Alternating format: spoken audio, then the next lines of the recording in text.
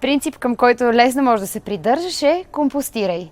Знаеш ли, че всеки ден произвеждаш биоразградим отпадък, като остатъци от храна, картон и хартия. Депонирането им влияе на изменението на климата, тъй като този вид отпадъци отделят метан. Но ти можеш да помогнеш на домакинството си и на земята, като ги превърнеш в нова суровина. Как да си направиш компост? Избери подходящо място и дълбок съд.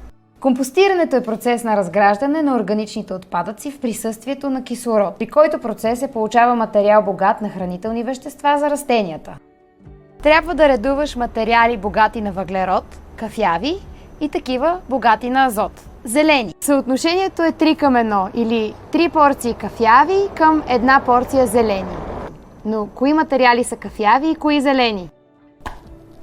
Зелени материали са, например, обелки от плодове и зеленчуци, прясно окосена трева, стайни и градински цветя, а също и оборски тор, изсъхнали цветя, оттайки от кафе, пакетчета чай, свежо сено.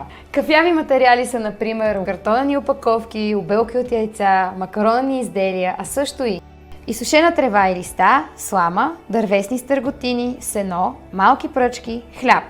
Това е начин да оползотвориш отпадъците в богата суровина и по този начин да подхраниш домашните растения или градинката пред блока.